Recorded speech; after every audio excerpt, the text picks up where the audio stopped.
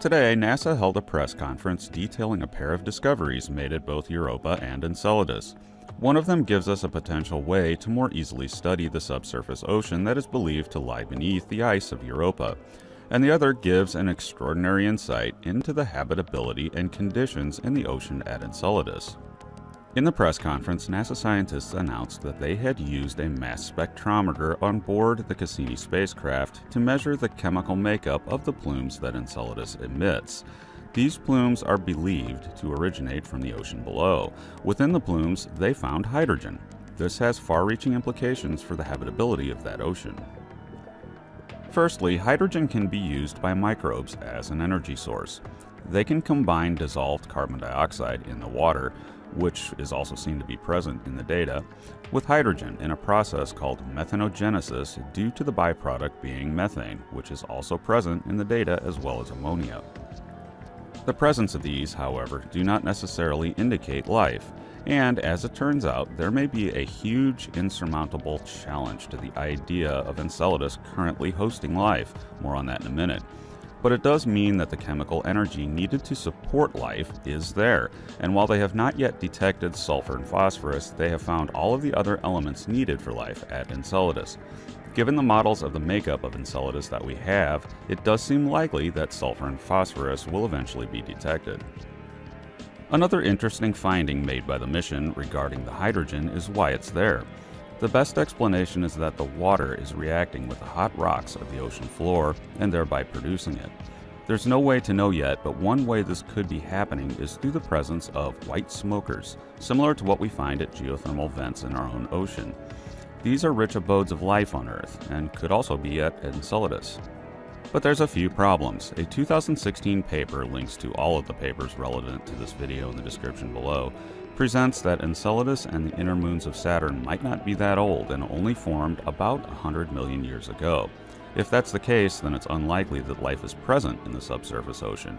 It may have everything it needs to get going, but it just hasn't had enough time to arise. This is seemingly backed up by one aspect of the research released today.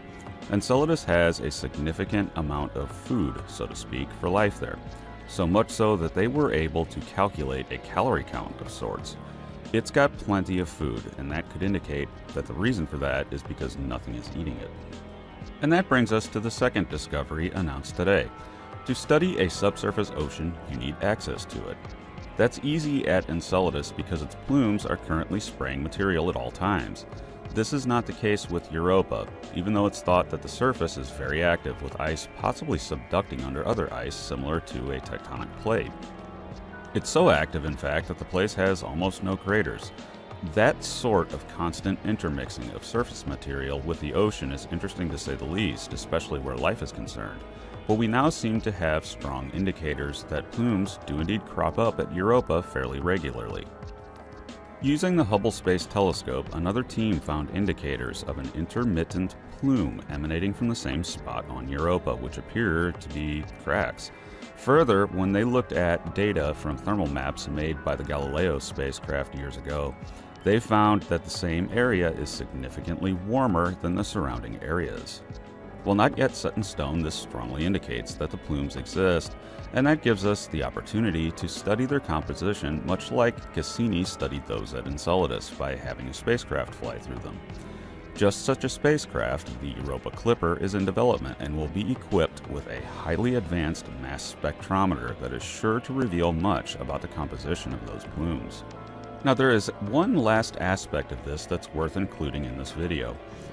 About a month ago, I released a video on this channel entitled A Detection of Life on Europa and an Enceladus update, link in the description below. In it, I detailed a potential chemical detection of life on Europa due to the coloring present at some of the cracks in the ice on that moon. Now, no such coloring is present at Enceladus, suggesting that different chemistry is going on in these oceans.